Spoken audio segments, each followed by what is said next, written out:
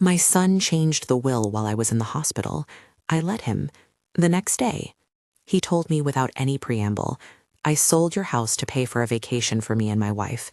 You have 1 day to pack your things. I remember gripping the arm of Tom's old chair until the leather creaked beneath my knuckles. The clock above the mantel kept its polite, indifferent time, as if none of this had anything to do with the house at all. Outside, the maple at the corner was already turning, early this year, and the light slanting through the kitchen window made the dust in the sun look like tiny galaxies. For a moment, I thought I was having a bad dream, only it wasn't a dream.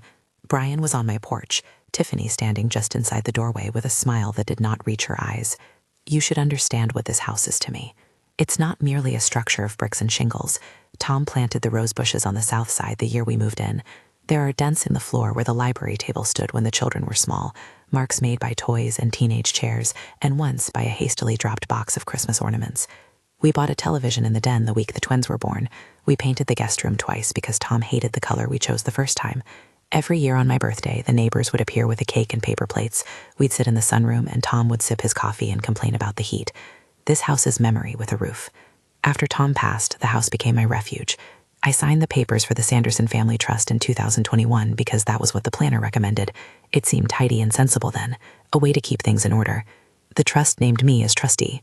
It felt like responsible housekeeping. I never imagined a document would become an argument. When Brian and Tiffany began their concerned visits, first a glass of lemonade, then longer lunches, it was easy to accept it as family being family. People change, relationships then. Children invent urgency to create closeness. Brian would stand in the kitchen and make small talk about the weather, about his work, and then, a little too casually, he would say, "Have you thought about downsizing, Mom?" Tiffany had a habit of opening cupboards and lifting things as if testing their worth. Once she asked if Tom's old recliner would go to storage. That question lodged like a splinter. They called late at night sometimes, all worry and tenderness, suggesting doctors, implying forgetfulness. "Mrs. Sanderson, are you sure you locked the back door?" Tiffany asked on a voice message that was all honey. "We just worry about you on your own." There were little gifts left on the porch, a pot of orchids, a book, a box of crackers. Brian would occasionally bring me coffee and sit in the yard while I weeded, offering to prune the roses. It is a strange thing to watch a grown son become a stranger dressed in concern. My instinct, for all those small cues, was not to panic. Love and suspicion make awkward bedfellows. I told myself it would pass.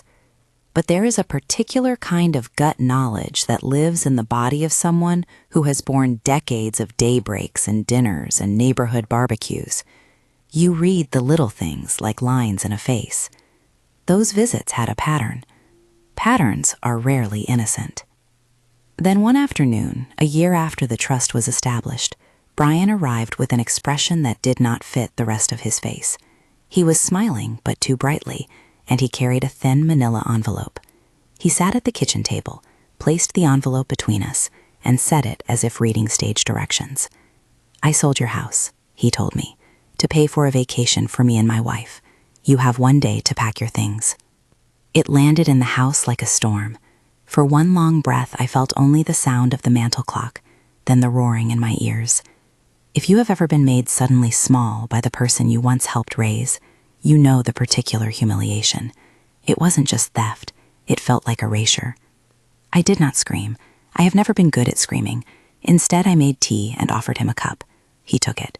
Tiffany hovered in the doorway, her hand on the frame, mourning herself with a practiced look. Brian shuffled the papers in his lap. In the envelope was a glossy photograph of a villa by a turquoise sea and a receipt that someone had typed out with a hotel logo and a list, neat as a grocery note, of dates. He said it again, softer, as if apologizing for his own success. We figured it was time. We had been cordial in the years since Tom died. There had been dinner at holidays and phone calls in between. There had been the ordinary resentments of grown children who feel entitled to inherit the shape of their parents' lives. But a sale? To me, it read like a theft clothed in politeness. He thought I would be pliant. You learn many things in a long life. Among them is the usefulness of slow breathing and of making small, deliberate choices when everything around you wants you to run wild. That day, after Brian left with a click of the car door and the garden gate closing like the end of a chapel bell, I did something most people did not expect. I let them think they had won. It would have been easy in that moment to call the police or to storm the neighborhood and make a public scene. I could have sat on the front step with my box of photos and shouted the truth to anyone who would look. But I had a more boring, less theatrical plan. There are weapons the young do not always appreciate: patience, paper, and proof. First, the county clerk's office. I have always liked the clerk's office. There is a calm to a place where paper is the language people use to make things official. Tom used to say the clerk was a kind of quiet architect of society. I wrote down the address and drove there the next morning while the street was still cool. The clerk looked at me over her glasses and found what I already half expected she would. The Sanderson Family Trust, established 2021, she said, voice uninflected, as she slid the printout across my palm. Margaret Ellen Sanderson, trustee. I read it twice. The piece of paper was small and formal and had a county seal at the top. It was proof of a thing ordinary people think will somehow be obvious. It wasn't obvious to everyone, apparently. To Brian, apparently. A signature in a file was something that could be rearranged like furniture. When I walked back through the park with the printout folded in my coat, I felt as if I were carrying a secret. It was a secret that held the shape of the word no. That afternoon, I called Sarah. Sarah Morrison was the kind of woman who made it clear she liked facts. She had met Tom once at a church fundraiser and had the curious habit of making sure nothing unimportant went unexamined. When I told her what Brian had said, she did not say, "I told you so." She asked questions and took notes. "Do you have any documents at home?" she asked. "Do you have contact information for any of the movers?" She steered like a captain. "Don't do anything dramatic, Margaret," she said, in a voice that could be firm without being unkind. "Gather what you can. Let them think they have it while we look." That phrase, "let them think," was the plan in a nutshell. I had thought of it the night Brian left, when the house had seemed to close in on me like too tight clothes. It is an odd thing to simulate defeat to win, but sometimes the only way to make the whole picture clear is to let the will of the other side show itself. While I moved through the house that afternoon making tea and straightening the cushions, I began to inventory not only the things I loved, but any paper, any record that might one day be proof. In Tom's old desk there were bank statements, canceled checks from years I could barely remember, and tucked beneath a ledger, the receipt for a credit card charge that seemed at first glance to be a minor curiosity. The handwriting on the back read like a hurried note, "For the Maldives, T&B." I put that aside. We are not as invisible as we often think. Brian had left bruises of evidence where he assumed no one would look. A moving company order, I later found, had been placed on a Tuesday at 10:23 a.m. with a leather-bound invoice number that had been emailed to a corporate account. The email that had been used to place the order was a family plan account that was connected to Brian's work email in ways I did not understand at first. I showed Sarah the notes over the phone. She advised me to make copies and to send them to her secured address. The next few days resembled a strange theatrical production in which everyone else took their cues from a script I had not written. Brian ramped up the pressure. He called more often with helpful suggestions, a downsizing seminar, a senior apartment brochure left on my dining table like a lit fuse. Tiffany began to pop in unannounced with casseroles, to ask in private whether I would be comfortable living somewhere with more medical supervision. The tenor of their concern had shifted. It was no longer the casual worry of kids who missed their mother. It had become a determined insistence.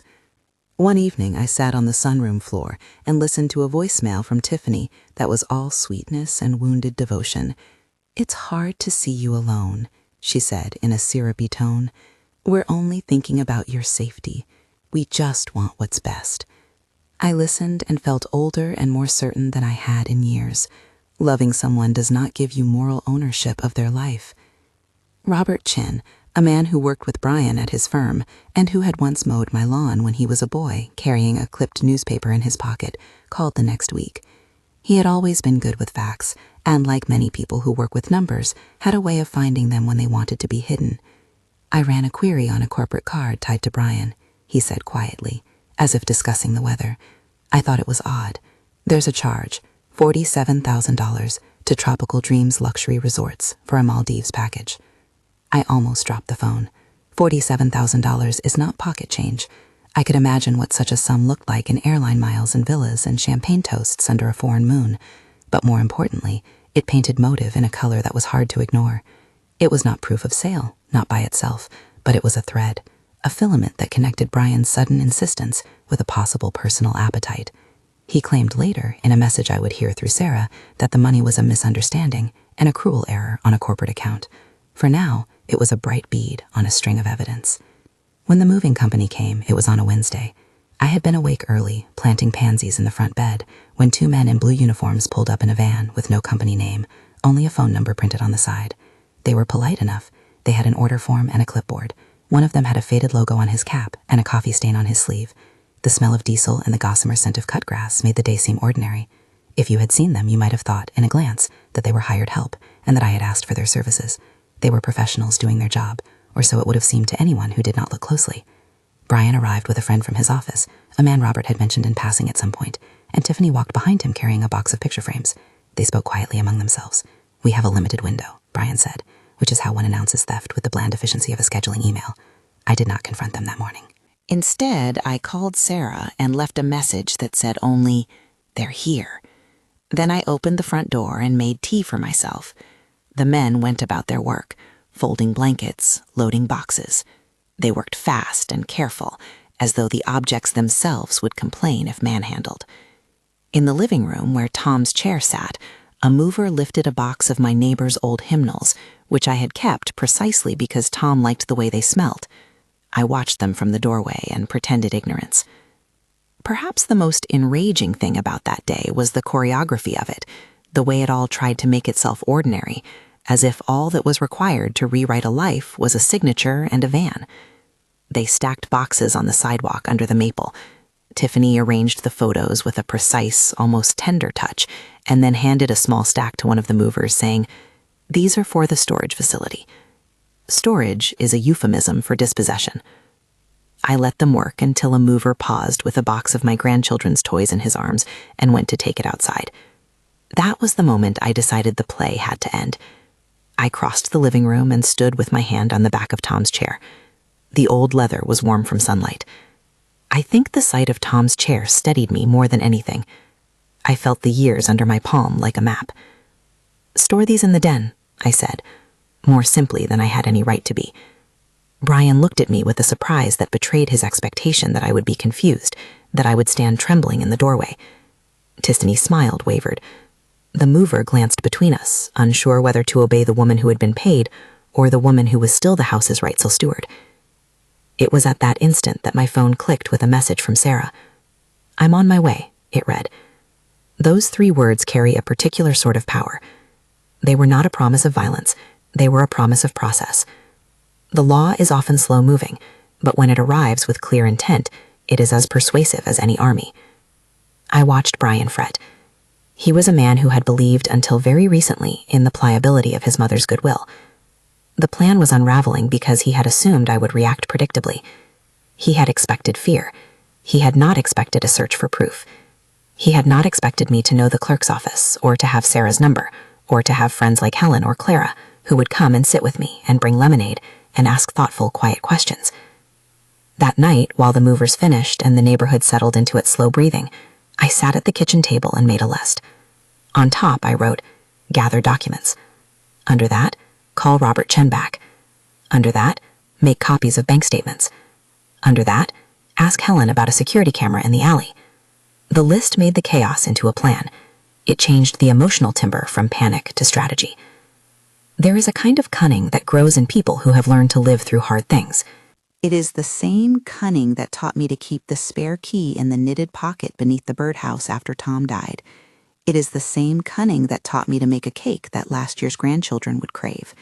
It is not malicious. It is a pragmatic humility.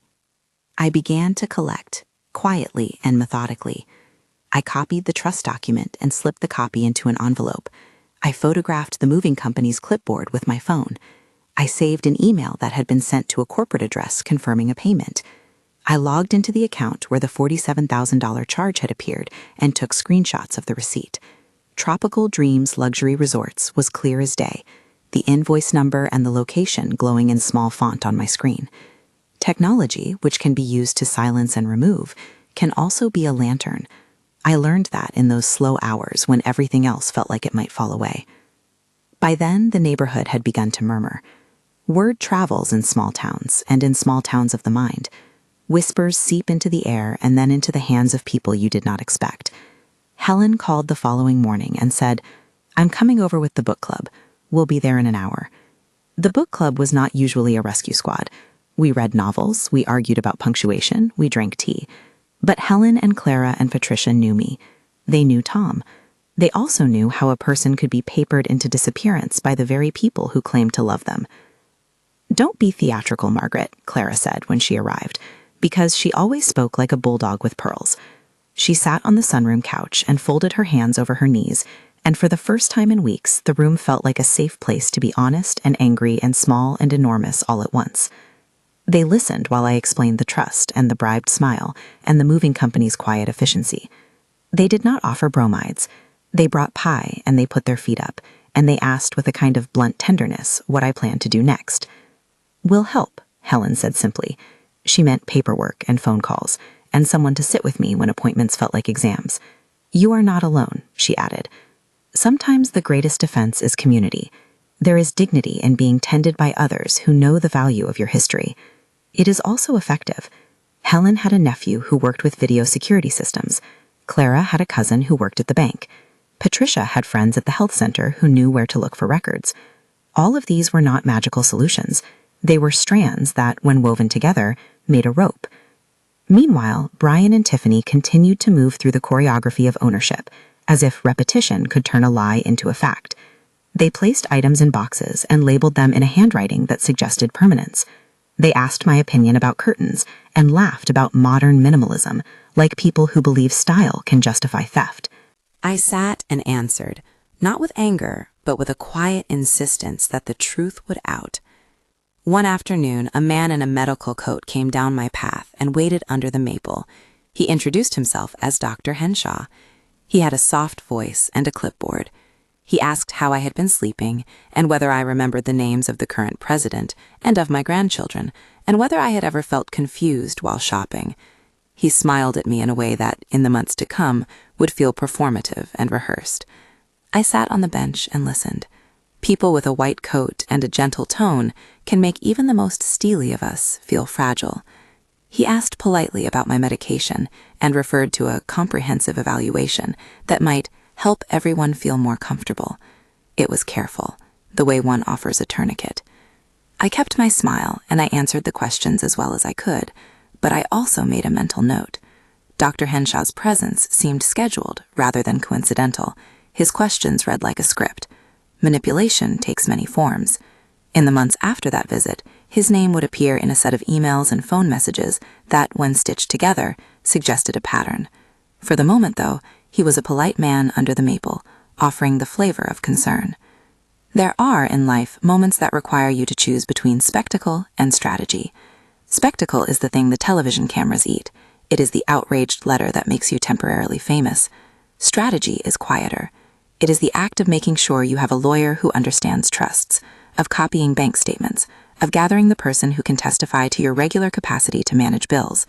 It is the work of turning emotional outrage into something that can stand up in a room with a judge.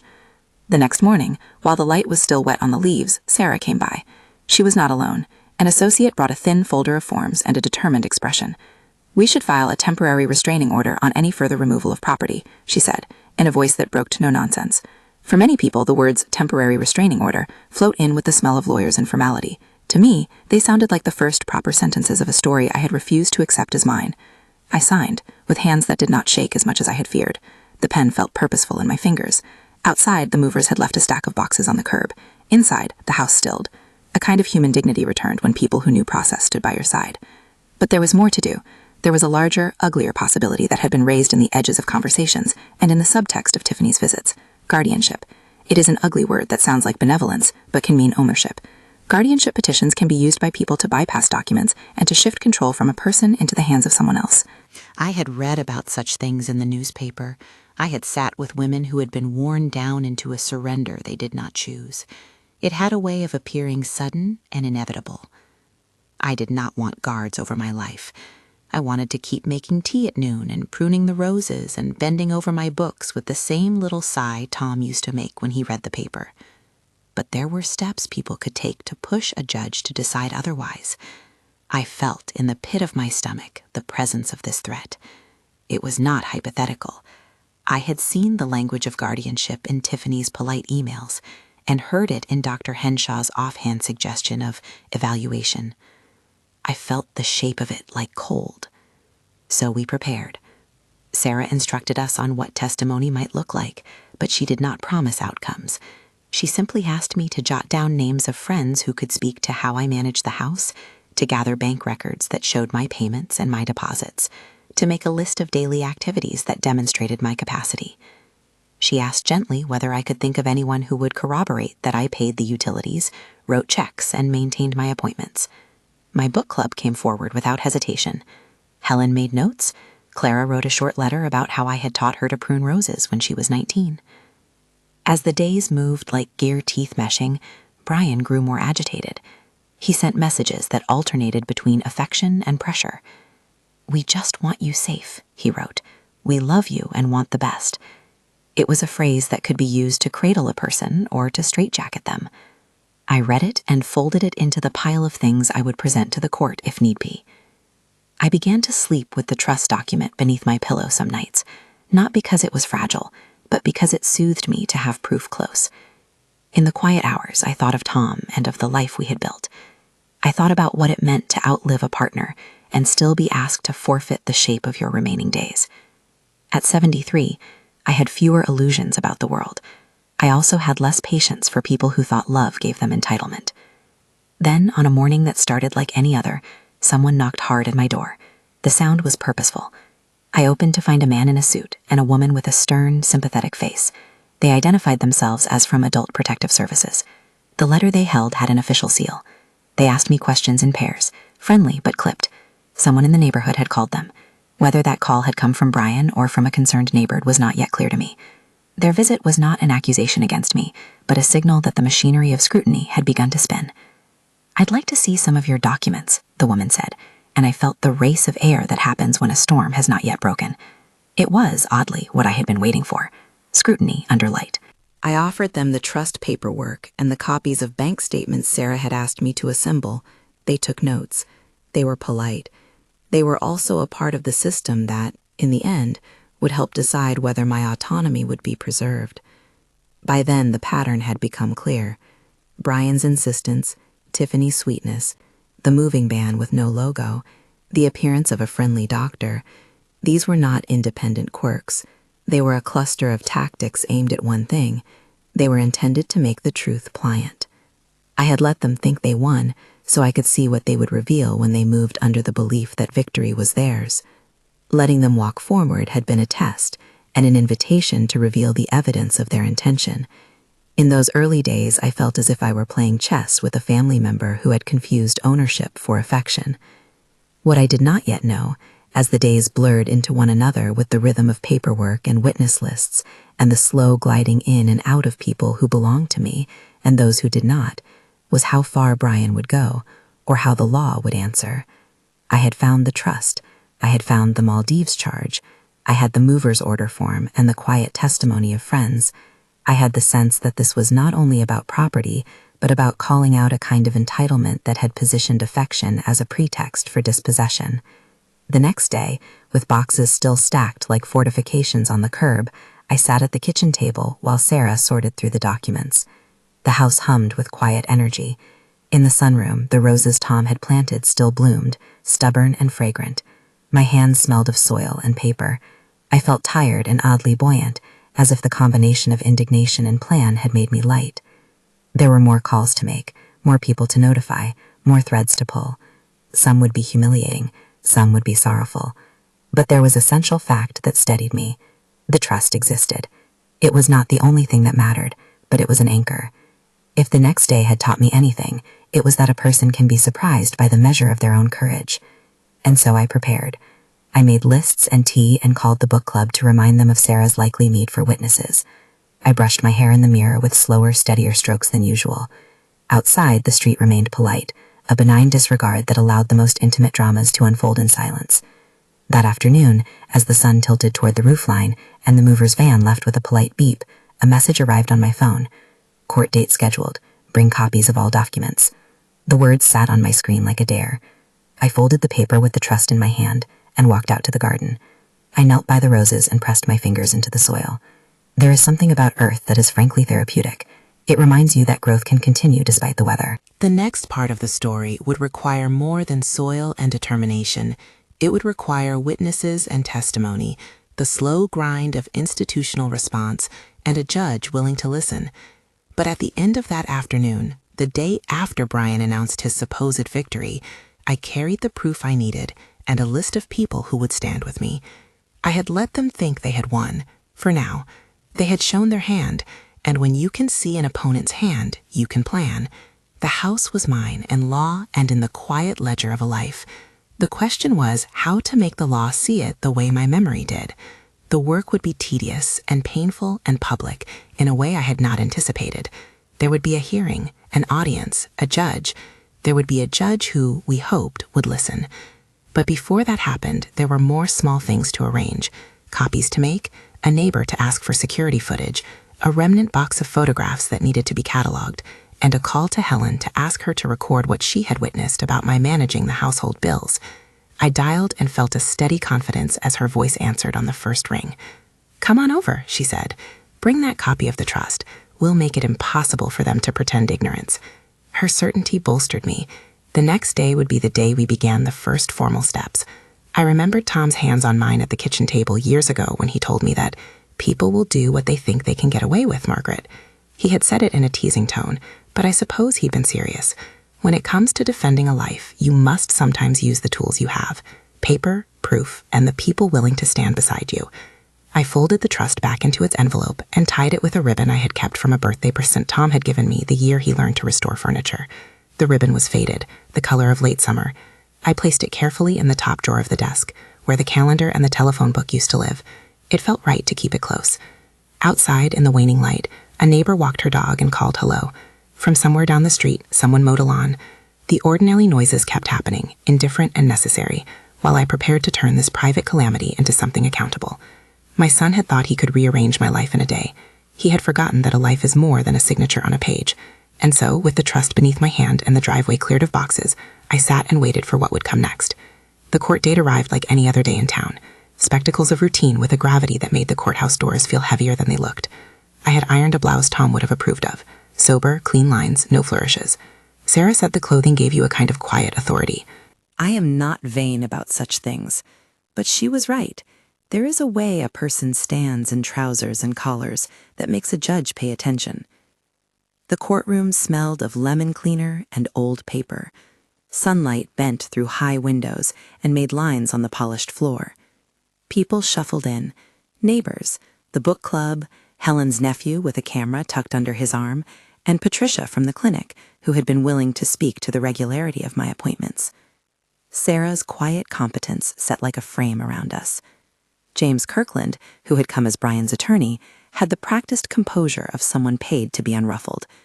He introduced himself with a polite bow toward the bench and a folder of documents that, for all its weight, could not make the rest of the room forget the small, stubborn woman who sat at the center of the story. Brian sat beside James, face thinner than I had seen it at home, hands folded like someone waiting for a train to depart. Tiffany was there, less composed than her husband, a clutch of tissues in her lap. Dr. Patricia Henshaw took the stand on Brian's side, calm, clipped, the kind of person who replies to every question with a practiced neutrality. She had a notebook with a neat, precise hand and spoke carefully about assessments and the need for comprehensive evaluation, which in the mouths of others had sometimes sounded like concern, and in that courtroom sounded troubling toward me.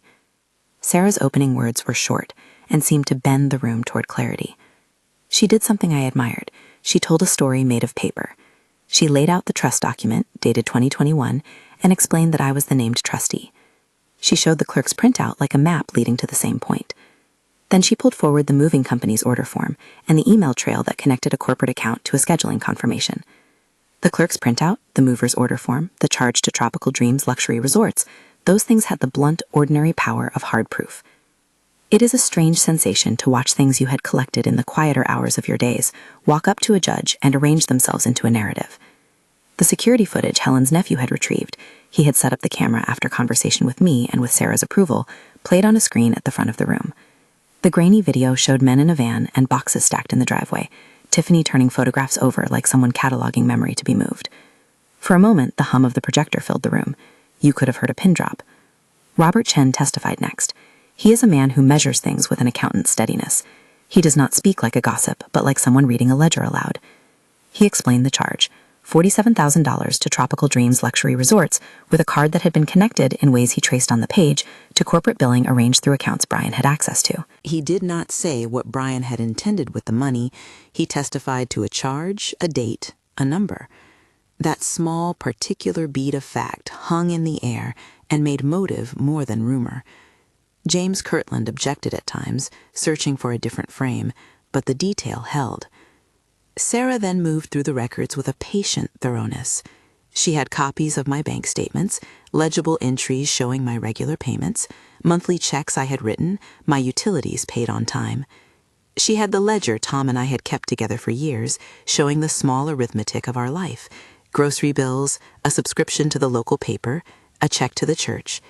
She pulled out the note I had found in Tom's old desk about for the Maldives, T&B. She did not parade the intimate things. She laid them out like items on an inventory, solemn and factual. When it was my turn to speak, the room changed shape for me. People lean in when they think someone might be trembling. The attempt to make me seem fragile had been part of Brian and Tiffany's pattern, I now understood. I spoke clearly. I told them about the roses Tom planted. I spoke of the sound the mantel clock makes when it is particularly precise, the way I balance a checkbook, the routine of renewing the heating oil every season.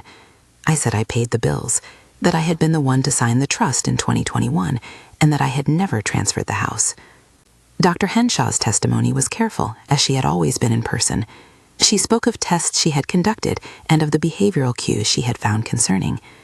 She did not say I could not live alone. She emphasized caution and the possible benefit of evaluation.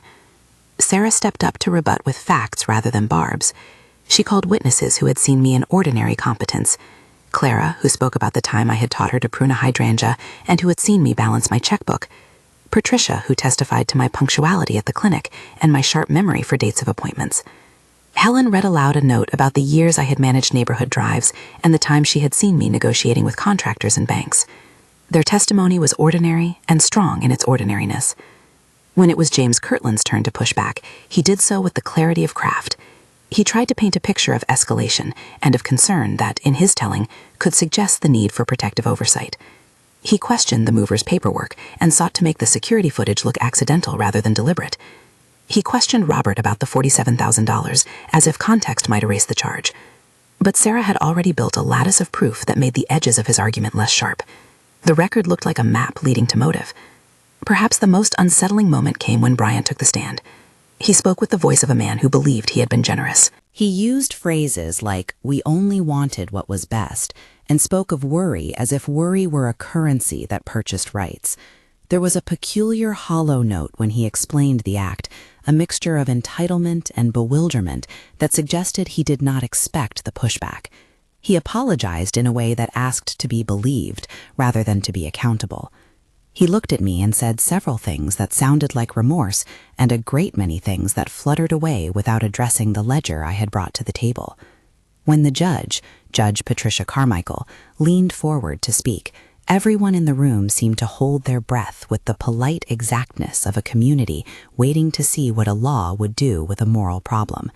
She is a woman with the face of someone who has learned to listen to both the dry facts and the small human noises behind them. She read excerpts from the filings and then looked at us, at me, at Brian, at Sarah, at James, and spoke with a voice that held a mixture of professional gravity and plain language. "I find," she said, and I remember the way her words dropped into the room, that the petition lacks merit. It was simple, clean, like a verdict in a small domestic play. Then she said something that landed harder, that seemed both personal and procedural. Furthermore, she continued, this petition, in the present form, constitutes a form of elder abuse. The phrase made the air in the room taut. It named something that had been whispered about in kitchen chairs and at book club tables. A legal label, applied at last, made the pattern they had used look less like care and more like strategy. She ordered the petition denied and required reimbursement of certain costs, which the papers explained in clerical language that makes everyday people feel like paperwork is taking over the moral math. But the judge did more than dismiss the petition. She referred the matter to Adult Protective Services for further investigation, an action she said was in keeping with the statutory duty to ensure the safety of a vulnerable adult. Linda Martinez from APS was in the courtroom that day. She rose and acknowledged the referral with professional brevity.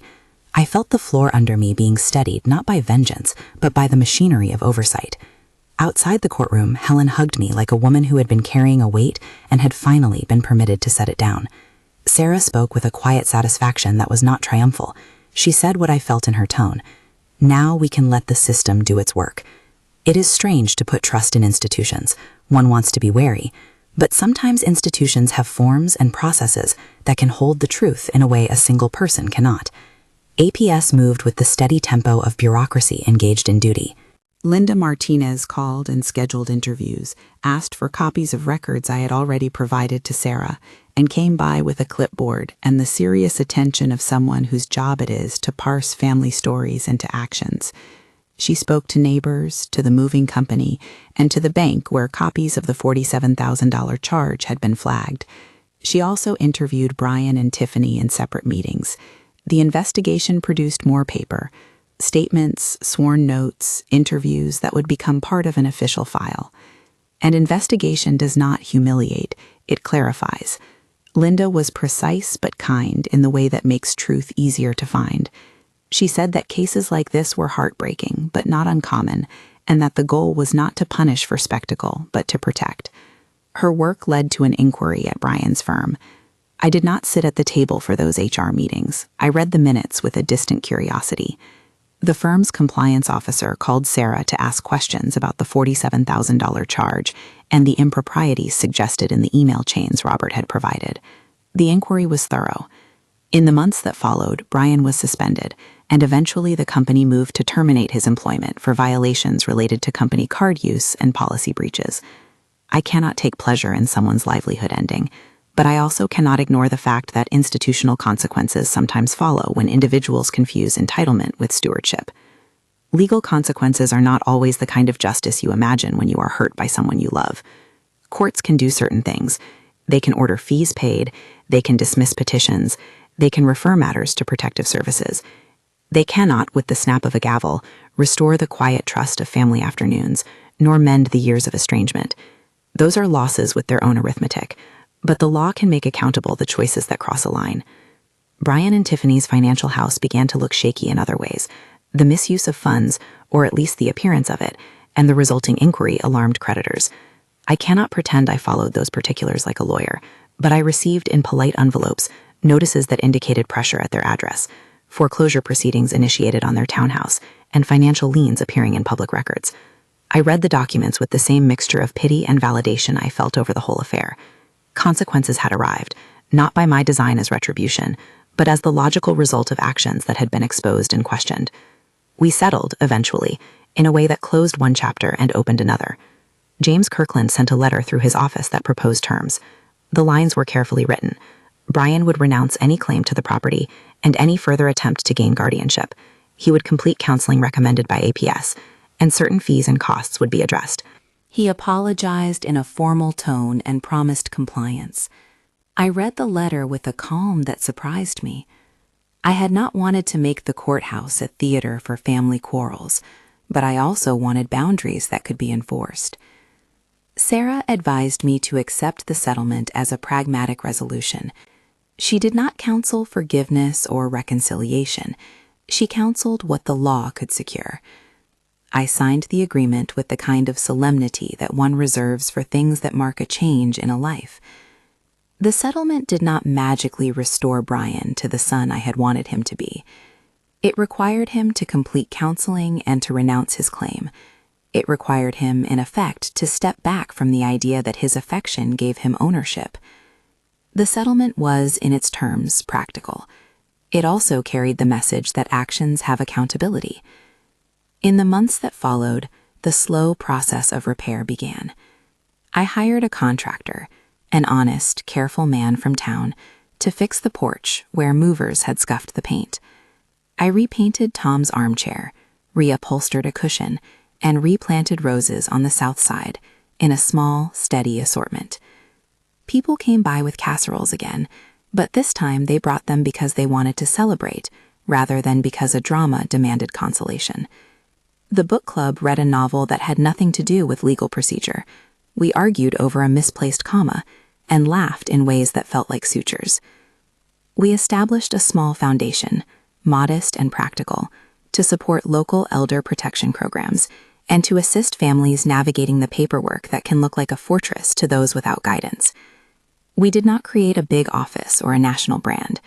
We started small: a scholarship for one paralegal at the community legal clinic, a grant to a volunteer who could teach neighbors how to read a bank statement.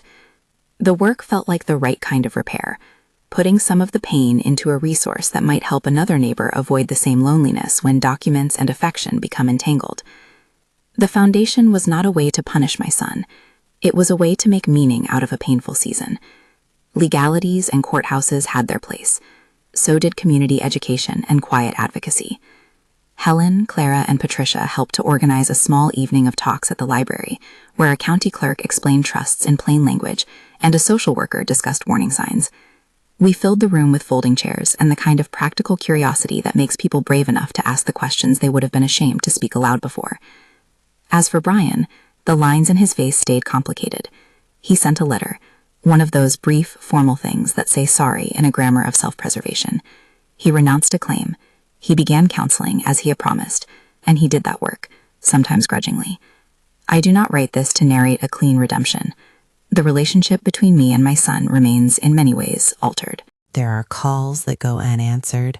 There are holidays when he is not present. Love and betrayal do not always resolve into a tidy reconciliation.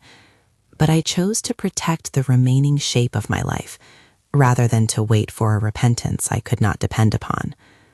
People sometimes ask if I felt like I had won. The answer is complicated. If winning means the judge's ruling and the APS inquiry and a stopped removal of my things, then yes, I suppose.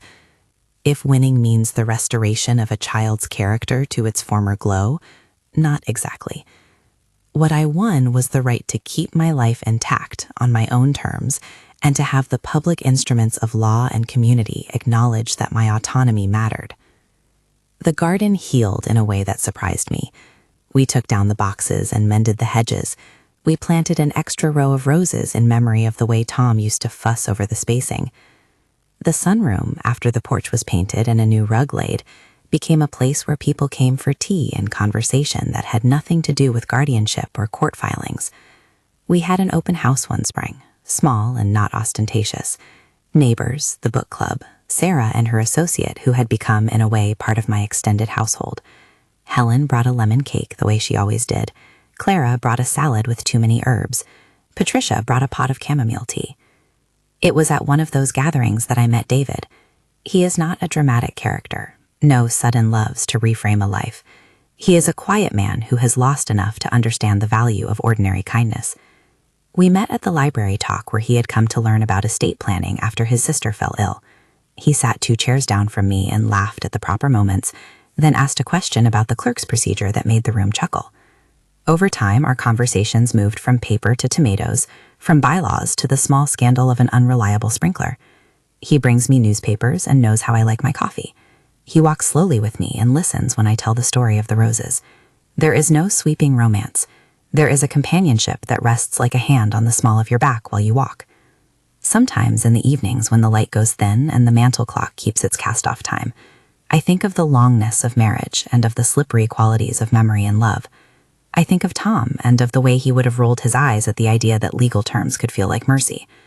I also think of the many women and men who call me now to ask about how to secure simple things: a trust, a list of contacts, how to store a paper so it is not lost to the next wind.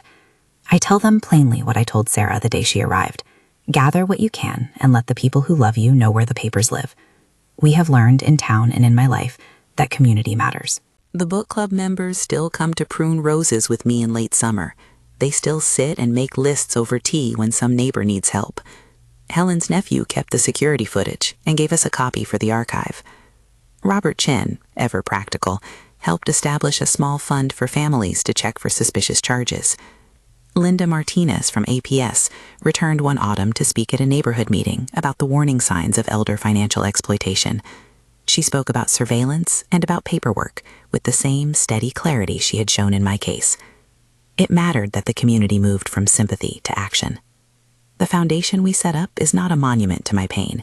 It is a tiny thing that helps a neighbor hire a paralegal to read a set of bank statements, that allows a caregiver to travel to a hearing, that pays for a security camera for someone who is alone and frightened of being taken advantage of.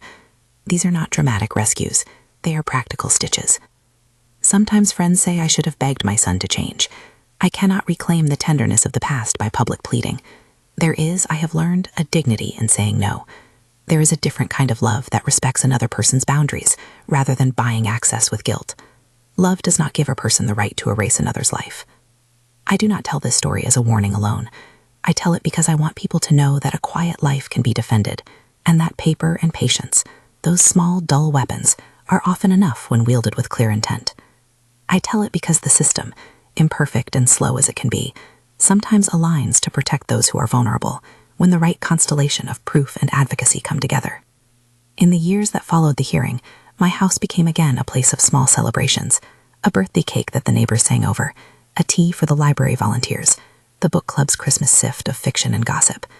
I sit sometimes in Tom's old chair and think of the oddness of survival, that a life built as a quiet accumulation of days can be threatened in an afternoon and defended in the weeks that follow. I have tidied my desk and kept my papers alphabetized. I have made a place in the top drawer for the trust paperwork, where it lives with its ribbon faded to late summer. There are moments when I miss a son who used to sit at the kitchen table and tell me a joke with a grin that cracked his vase open. Those memories are not erased by the pages of injunctions and court orders. They are the undercurrent of grief that comes with any family rupture. But I am not diminished by the standing I reclaimed. I learned that I could be both soft with my memories and firm with my boundaries. Old age does not mean silence.